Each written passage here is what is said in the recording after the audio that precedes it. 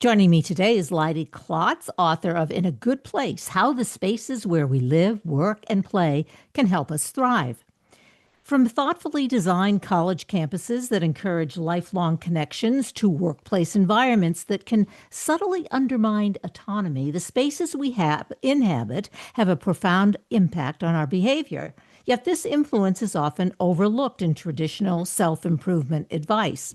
Leidy Klotz joins us to explore this hidden dynamic, drawing on research across science, history, psychology, and urban planning. He reveals how changing the setting of a negotiation can influence outcomes, why our fascination with home improvement is rooted in evolutionary instincts, and how learning becomes more lasting when we are tied to new environments. He has contributed to major outlets like the Washington Post, Scientific American, and Harvard Business Review, published in leading journals including Nature and Science, and appeared on podcasts such as Hidden Brain and Freakonomics. Welcome to the show. Nice to have you on, Leidy. Thanks, Kathryn. It's a pleasure to be here. Great to have you here. Okay. Are you an outlier, or is this, or do architects and engineers, when they are designing all houses, all the places that I described in the intro, do they really think about how space influences our behavior? I think I'm an outlier. I Yeah. do think that architects and engineers think about how space influences our behavior.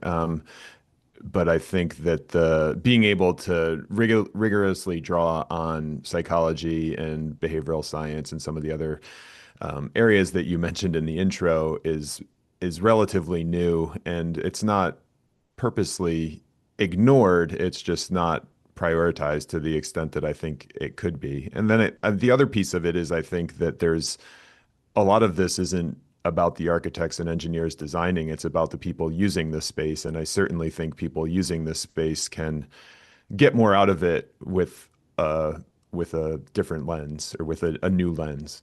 So if you're designing a house, you're an architect, Yeah. and you need to sit down with whoever the clients are, whether it's corporate, residential, whatever, Mhm. you need to sit down and get a real, what, psychological kind of evaluation in terms of how they're going to use the house. Yeah. I mean, I think the idea is that we have, any surroundings that we're in, one of the things, obviously have to protect us from the elements, right? And meet our needs for shelter. But after that, they need to meet some of these basic psychological needs that we have for autonomy, for competence, and for connection. And I think that's where we need to start, whether it's me or, somebody renovating their own kitchen. Yeah, okay, let's talk about rent because that's a practical. Yeah, yeah. Many people are renovating many people renovate their own kitchens. So, what would you say if you're sitting down with somebody who's renovating their own kitchen and they've had used it in a certain way for, I don't know, 10 or 15 years? Now they want to Mhm. make a change. How do you interact with the client? I think before you get into the, counter finishes and appliances and, even layout, it's how is this going to meet our needs for agency, right? How is this going to make you feel like you've got a say in what happens in this space? How is it going to make you grow and feel competent, and how is it going to help you connect with other people? So basically there are all these decisions that we need to make, even for something as relatively simple as a kitchen renovation. And what can happen is that you get drawn to the decisions that are just top of mind or pushed on you by the home improvement store or whatever. We need to first start with these kind of basic psychological needs and think about how the new renovation would meet those needs. All right, we have a family, let's say, or you have a partners, and they Mhm. use the kitchen differently, feel differently, who does the cooking, who Right. never goes into the kitchen but has a lot to say about how it is paying for the kitchen. I'm getting down to the practical stuff that Yeah, yeah, really does happen, right? So yeah. how do you navigate the family in terms of creating this new kitchen? What kinds of questions do you ask them? Well, I would say that a lot of these things that are preferences, right, that are, one person wants it one way and another person wants it another way are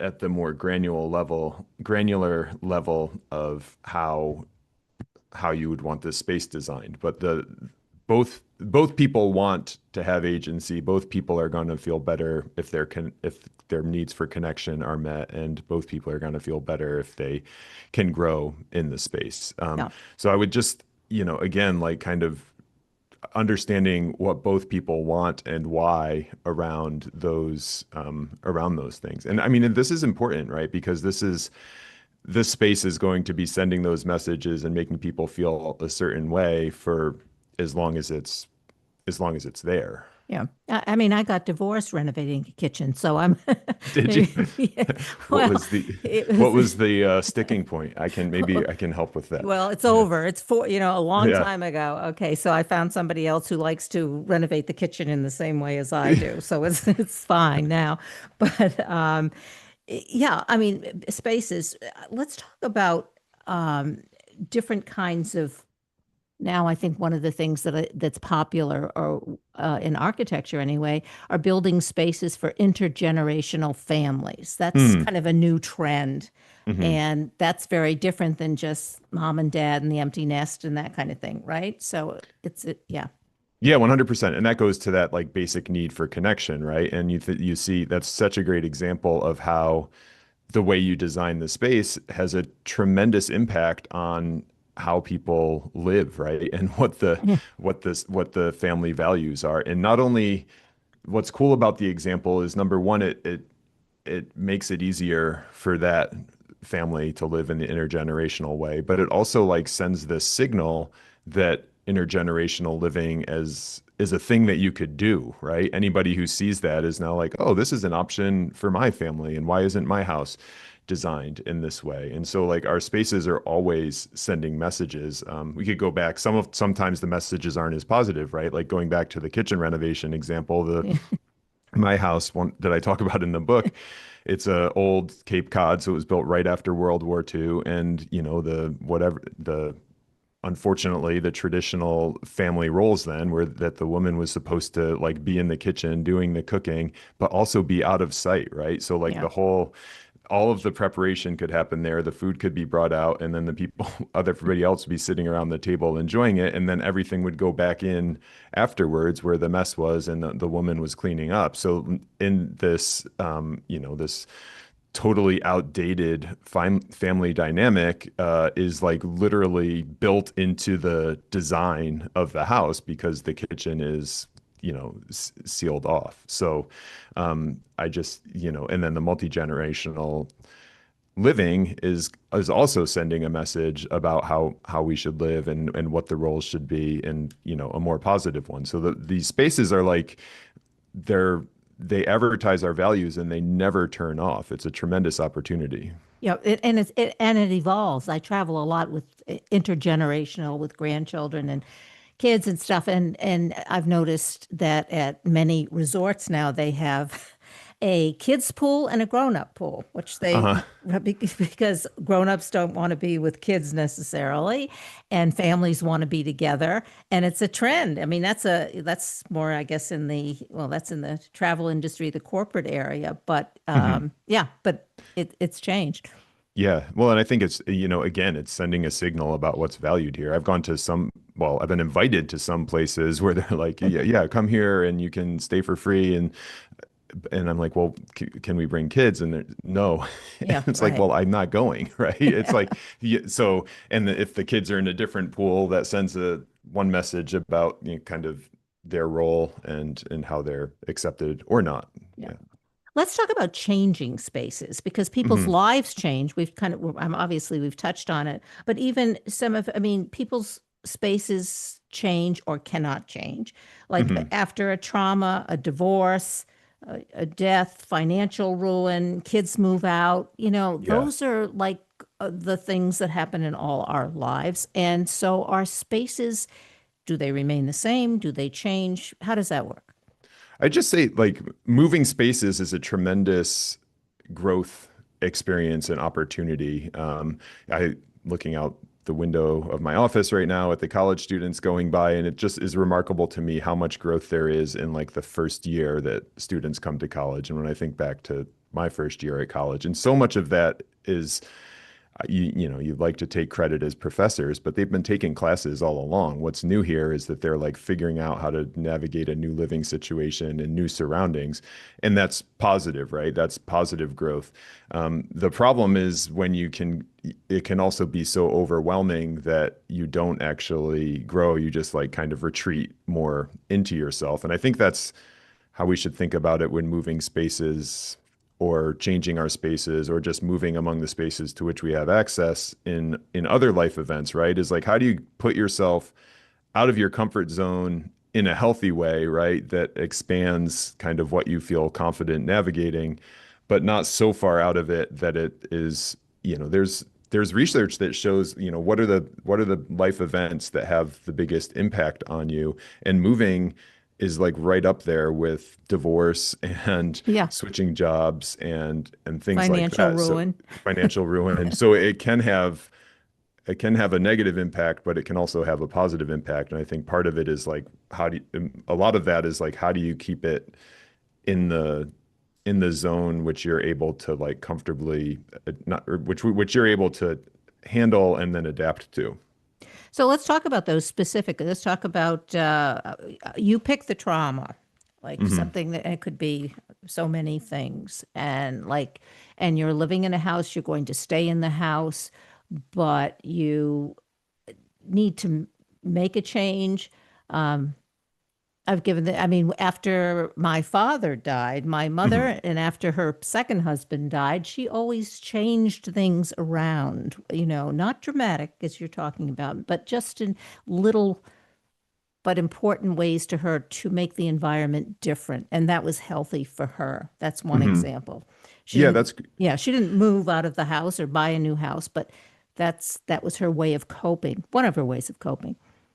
Yeah, and I like you said, I think this is going to be different for the person. I think one thing to know is that the memories that we have of people are tied in with the spaces. And I won't go too deep into the neuroscience, but basically when something happens, you're kind of filing what happened, who was there, and where it was all together, right? So now every time you go through that bedroom of the loved one, then you're thinking about them, and the things that happened there. And so the question then becomes, well, how much do you want that to be in your current life, right? If it's, every time you go through, it's debilitating and makes it so that you can't kind of keep going, and puts you in a dark mood for the next week, then maybe you try to, you know, design around that. But also, every time it could also be that,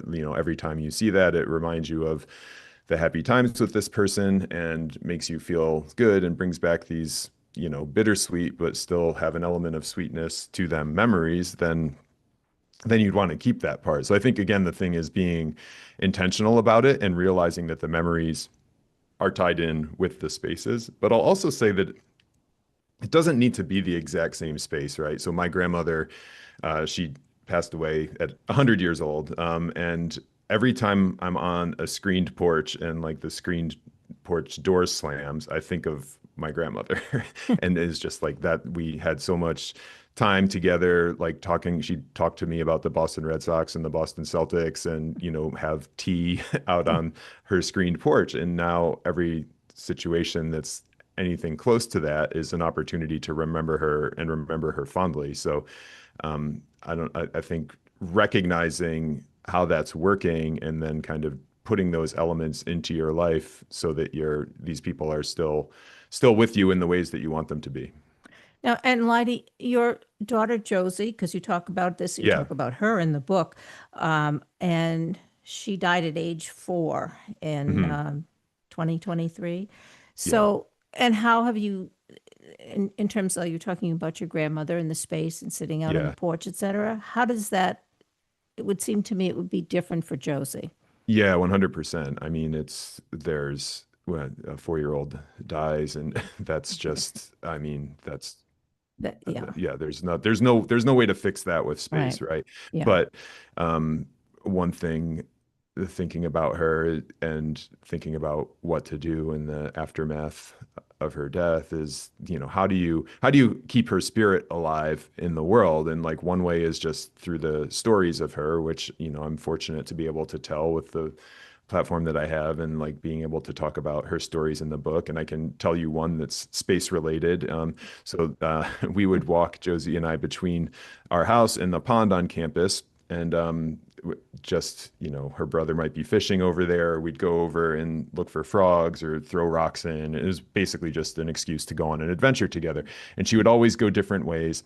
And one day we were going through an old house, a house that the university now owns, but it's just an old house. And so we're walking through the yard, and then through some English ivy, and then there's a path that goes from the porch of the house to the street. And on the path, the previous homeowner had like etched their family name in marble, but Josie was 3 or 4 at the time, and of course can't read.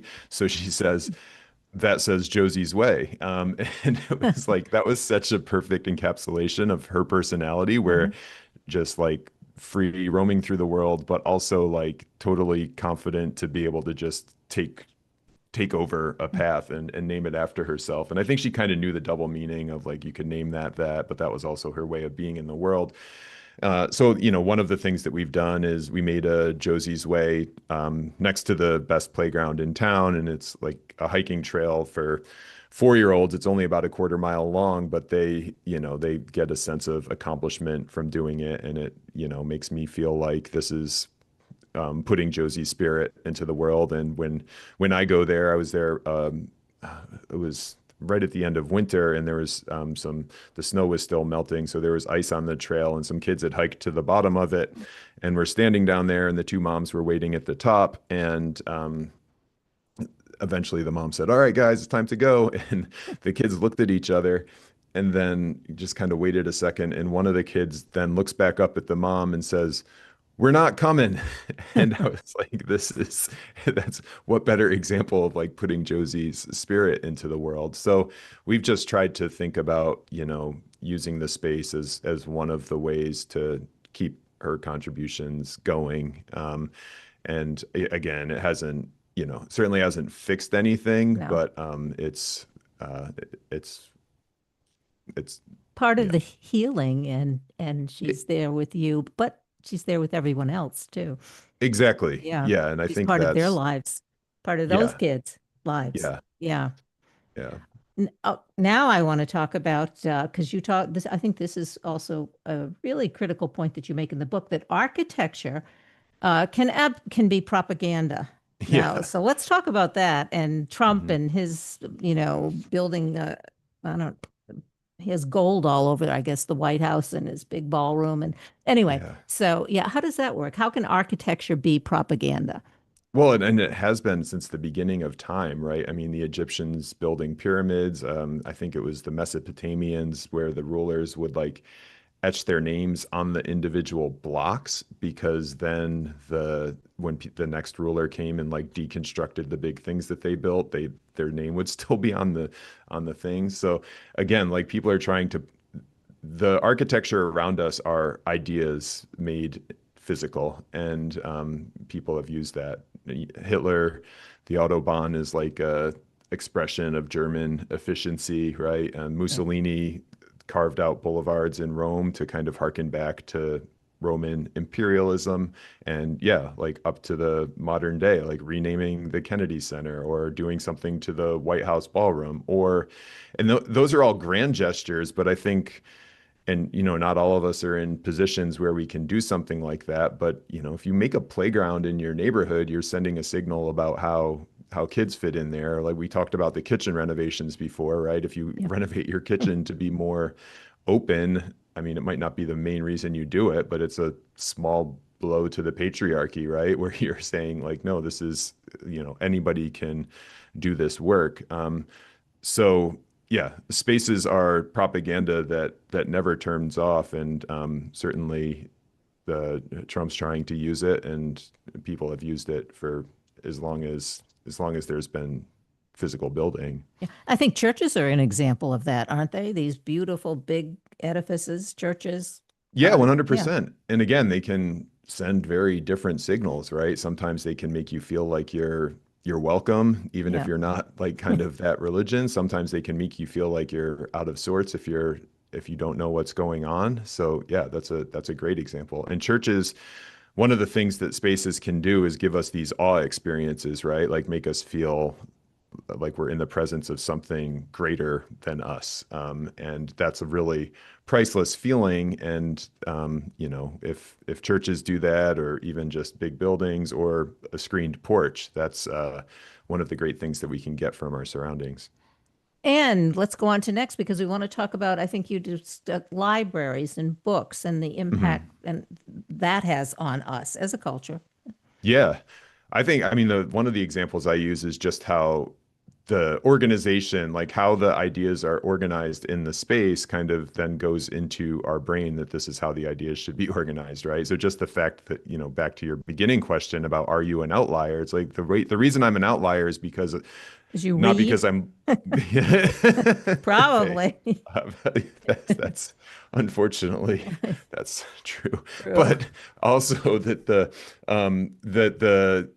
there's design books and there's psychology books, and is there they're shelved in different places, right? So like this kind of knowledge is over here, this kind of knowledge is over here, but what about all the stuff in between? And so the libraries then like reflect what we're how we're organizing the information, but also, yeah, as you said, I think if the more libraries go to here are the computer monitors and here's all the other stuff we're doing, and the books take more and more of a back seat, that's sending a message to people that, the books aren't as important.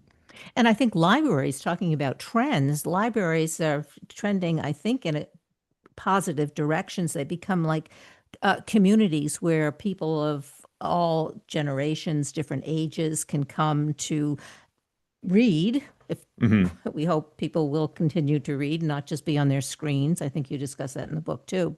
Yeah. But a community resource, and they're built as small communities where children's playgrounds, for instance, become part of the library. Places for older people to go, and I think that reflects a new kind of architecture.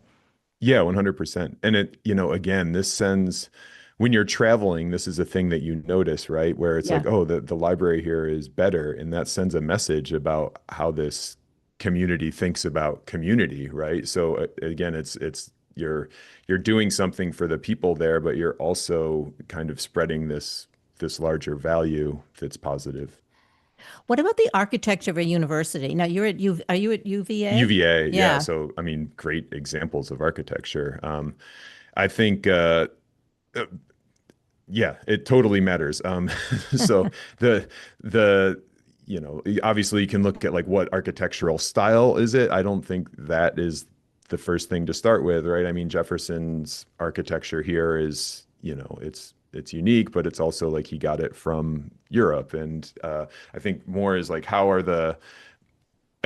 the knowledge organized as reflected in the architecture, right? If the psychology buildings are in one place and the engineering buildings are in another place, that sends a pretty clear signal. And I think obviously the thing that we're doing at a university is education, and the campus is educating people, right? Yeah. I also think that this makes it really important for things like sustainability, right? If people can see, oh, this is a building that, is net zero energy because it is really, really thoughtfully using like natural flows and ventilations and has solar panels on the roof. Now, all of a sudden, the students are taking this into their lives and realizing that that's a possible way to design the built environment. Could be the same with the common areas that you've talked about. I think so many people will say that the university years are like one of the best times of their life. And then what do we do as soon as we get out of a university is you try to like get away from people and like one of the in your living situation, right? And yet one Yeah. of the things that was so magical about the university is you're kind of forced into these semi uncomfortable living situations where they made you interact with other people and have these relationships. So I don't, I'm not saying I want to go back to sharing a bathroom with other first year students, but I do think that, the university does a nice job of like having the physical spaces mix people together. And that's something that we can, we've actually talked about moving into the rest of society in this conversation. Yeah, well, I think we only have 3 minutes left, but don't they? Now, I know when my kids were in college, it was boys and girls shared the same bathroom, which I'm not Yeah, sure that some I wanted to do that, but no, no, and I think I don't know how it is, but I think that most of them are not sharing between boys and girls. But even I don't know, boys are, yeah, different than girls. boys are How different about than that? girls, messier. Yeah, Messier. Well, different. I maybe. think they make different kinds of messes, I Okay, would say. How about that? We can, yep, that's fair. yeah. But no, Diplomatic. yes, exactly. Well, I'm a modern architecture lover. All my spaces are very modern and clean, I would say, Yeah, right? Not yeah. not encumbered by the stuff around me. Other people are more comforted by having a lot of stuff around them, I guess. Yeah. I think that modern, I mean, that ties into the connection piece where I think that one thing to think about when people are coming into your space and trying to connect with you, right, is that's a hard thing to do. And if your space is also like sending signals to them or distracting them, then it's going to be even harder. So I think on balance, that kind of streamlined aesthetic where the space kind of fades into the background and then the people can just connect with each other is really good. Well, there's so much to talk about with you. Obviously, people have to Yeah. read the book, and Leidy Klotz is the author that I have been talking to, and his book is A Good Place: How the Spaces Where We Live, Work, and Play Can Help Us Thrive. So, give us more platforms to go to for more information about you and about the book. Yeah, I mean, so again, In a Good Place is my book, and you can get it wherever books are sold. And then my previous book is Subtract: The Untapped Science of Less, which, has some related ideas in it. Those are really the two best pieces of content. I'm a university professor, so I like focus my efforts on the books, but my parents also gave me a good Google name. So if you go to leidyklotz.com, LeidyKlotz, you can kind of keep in touch with what I'm up to there. But Great. I'd start with Thanks. the books. Yeah, you're welcome. Thank you. No, thank you so much for being on the show today. It's great talking to you. Yeah, my pleasure. Yeah, thank you.